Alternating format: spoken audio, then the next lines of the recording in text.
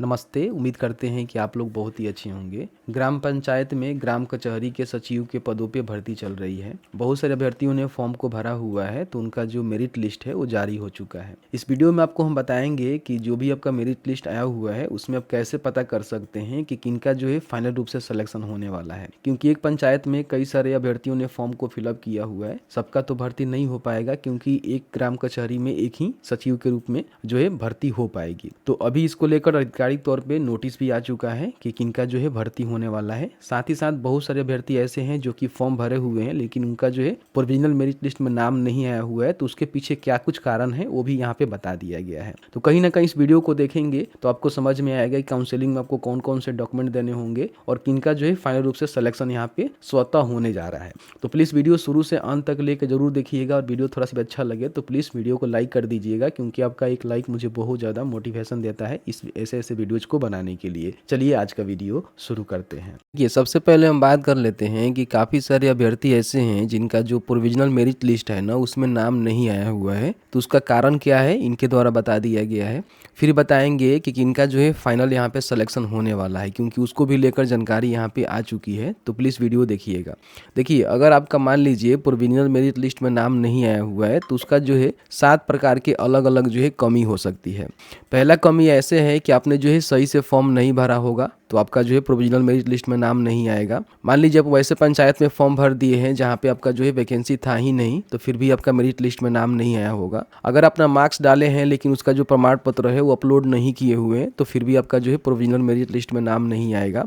वैसे अभ्यर्थी जिस आरक्षण कोटि के लिए आवेदन किए हैं वो उससे संबंधित डॉक्यूमेंट अपलोड नहीं किए हुए हैं, तो उस कंडीशन में भी उनका मेरिट लिस्ट में नाम नहीं आया है। वैसे अभ्यर्थी जो अपने आरक्षित वर्ग में रहते हुए भी किसी अन्य आरक्षित वर्ग में आवेदन कर दिए हैं, वैसे भी कैंडिडेट का जो प्रोविजनल मेरिट लिस्ट है वो नहीं आया हुआ है। नोटरी के द्वारा जो भी अफिडेविट आपने बनवाया हुआ है वो आपने अपलोड नहीं किया हुआ है, ठीक है, नोटरी से बनवा करते, ये भी आपका एक कारण हो सकता है। विभाग द्वारा जारी किए गए लेटर के नोटिस संख्या 826 के अनुरूप ग्राम कचहरी सचिव के नियोजन से संबंधित विज्ञापन में दिए गए दिशा निर्देश के अनुसार फॉर्म नहीं भरे हैं तो भी आपका जो है प्रोविजनल मेरिट लिस्ट में नाम नहीं आया होगा, आपका जो फॉर्म है ना वो रिजेक्ट हो गया होगा, ठीक है। तो जिनका फॉर्म रिजेक्ट हो गया है वो जो है अपना शिकायत तो कर सकते हैं, अगर प्रमाण पत्र अपलोड किए भी हैं लेकिन फॉर्म रिजेक्ट हो गया है, बताया जा रहा है कि आपका जो है प्रमाण पत्र अपलोड नहीं है, तो आप यहाँ पे शिकायत कर सकते हैं। लेकिन ध्यान रखिएगा, कम परसेंटेज होगा तो शिकायत करने से भी कोई फायदा नहीं होने वाला है, क्योंकि अभी जो अपडेट यहाँ पे निकल के आया हुआ है जिसमें जो है क्लियर यहाँ पे बातें बताई गई है, ठीक है। इनके ऑफिशियल ही ट्विटर अकाउंट पे आएंगे तो यहाँ पे आपको देखने को मिलेगा, ठीक है, ग्राम कचहरी सचिव, जिन अभ्यर्थियों का नाम प्रोविजनल लिस्ट में क्रमांक 1 पर अंकित है वैसे अभ्यर्थियों का काउंसलिंग उनके शैक्षणिक प्रमाण पत्र के साथ अन्य वांछित प्रमाण पत्र सही पाए जाते हैं तो उनका नियोजन समिति द्वारा स्वतः कर लिया जाएगा। अब इसका मतलब आप समझ रहे हैं, मैंने प्रीवियस वीडियो में आपको बताया था कि जिनका परसेंटेज ज़्यादा है, जो मतलब फर्स्ट पे है, 6 पे है, मतलब सबसे ऊपर है, ठीक है, उनका परसेंटेज ज़्यादा है तो सबसे पहले प्रेफरेंस उनको ही मिलेगा। मान लीजिए उनका जो डॉक्यूमेंट है उसका वेरीफाई किया जाता है, काउंसलिंग किया जाता है और उसमें किसी प्रकार की गलती पाई जाती है तो फिर उनको हटाकर दूसरे नंबर के जो कैंडिडेट होंगे ना उनको यहाँ पे मौका मिलेगा, ठीक है। मैंने आपको पहले ही बात बता दिया था।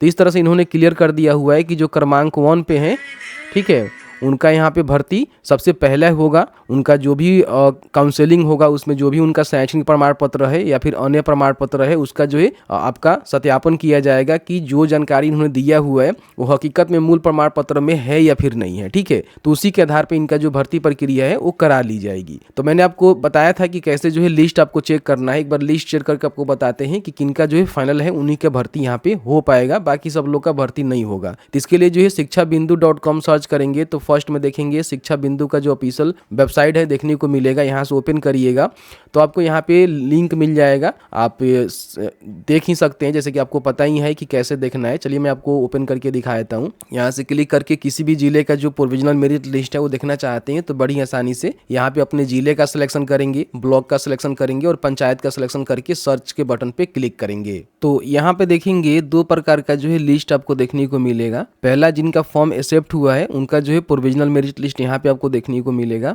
और जिनका फॉर्म जो है रिजेक्ट हुआ है उनका यहाँ पे देखने को मिलेगा। तो इस पे आप क्लिक करेंगे तो आपके सामने जो भी इनका प्रोविजनल मेरिट लिस्ट है खुल के आएगा। जिस भी पंचायत में आपने फॉर्म को भरा हुआ है ना, उसी पंचायत का आपको चेक करना है, ठीक है। अब यहाँ पे देखेंगे तो सबसे फर्स्ट में मैंने बताया था कि यहाँ पे जो भी पंचायत में जिनका परसेंटेज होगा 99.1% इनका हो रहा है, ठीक है। तो सबसे पहले जो है प्राथमिकता इनको मिलेगा, यानी कि इनका ही भर्ती होगा। लेकिन कई बार क्या होता है कि इनका डॉक्यूमेंट सत्यापन किया जाएगा और डॉक्यूमेंट में किसी प्रकार की, मान लीजिए इन्होंने गलती किया हुआ है, फॉर्म भरते समय कुछ गलत जानकारी दिया हुआ है, इनके मूल प्रमाण पत्र में कुछ अलग जानकारी है, तो फिर इनका फॉर्म जो है रिजेक्ट हो जाएगा। अब उसके बाद जो है जो सेकेंड पे है इनको भी मौका मिल सकता है। तो इनका जो है पूरा चांस बन रहा है, अगर सारा डॉक्यूमेंट इन्होंने सही जानकारी वगैरह दिया हुआ है तो फाइनल इनका ही सिलेक्शन होगा, बाकी किसी का भी भर्ती यहाँ पे नहीं होगा। इन बातों को ध्यान रखेंगे, ठीक है। मैंने आपको सारी चीज़ें जो है बहुत ही आसान भाषा में समझाने की कोशिश किया हुआ है कि मैंने पहले ही बोला था कि फर्स्ट में इनका ही भर्ती यहाँ पे हो पाएगा, ठीक है। अब यहाँ पे क्या है कि बहुत सारे अभ्यर्थी ऐसे हैं जो कि जानना चाह रहे हैं कि हमारे जो है रिजेक्टेड लिस्ट में नाम आया हुआ है, ठीक है। यहाँ पे देखेंगे, मैं आपको दिखाना चाहूँगा, तो क्या हम इसके लिए जो है शिकायत करें या नहीं करें। देखिए जो यहाँ पे लिस्ट आया हुआ है, मान लीजिए यहाँ पे 99.1% इनका है, जो पंचायत का हमने चेक किया हुआ है। हो सकता है कि आपके पंचायत में कम होगा, ज़्यादा होगा, वो आपके ऊपर डिपेंड करता है।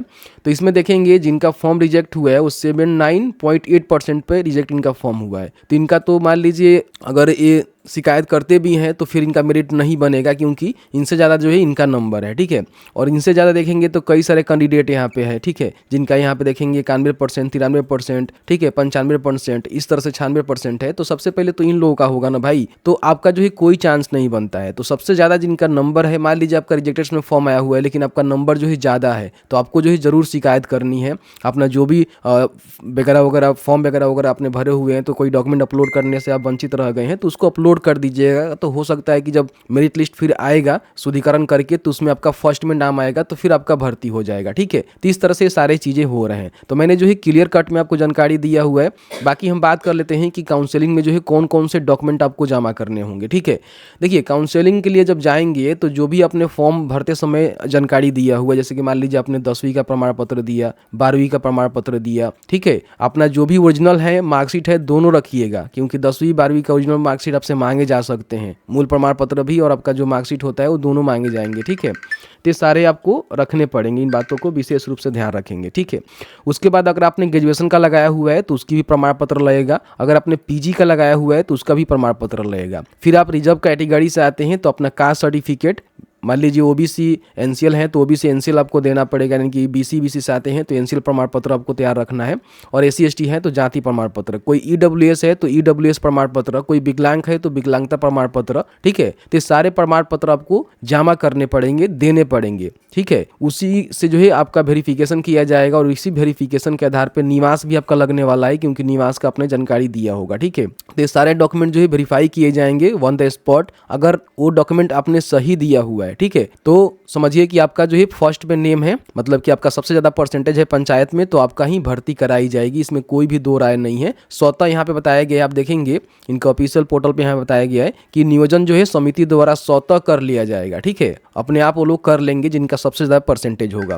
जैसे कि आपने देखा कि मैंने जो है पूरी जानकारी आपको उपलब्ध करवाया कि जिनका सबसे ज्यादा परसेंटेज है सबसे पहले तो उनका ही चांस बन रहा है। मान लीजिए उनके डॉक्यूमेंट में किसी प्रकार की कोई समस्या होती है काउंसलिंग के समय, तो फिर उनके नीचे वाले जो कैंडिडेट हैं उनको मौका मिल सकता है, ठीक है। तो ये जो है इसका प्रोसेस रहने वाले हैं। तो मैंने जो है पूरी जानकारी बताया हुआ है। फिर भी आपके मन में कोई भी सवाल होगा इस वीडियो से रिलेटेड, आप हमें जरूर बता दीजिएगा। जहाँ तक हमारी नॉलेज होगी हम उसके लिए जो है अलग से वीडियो लाएंगे या फिर आपको कमेंट में ही जानकारी देने की कोशिश करेंगे। वीडियो देखने के लिए बहुत बहुत धन्यवाद।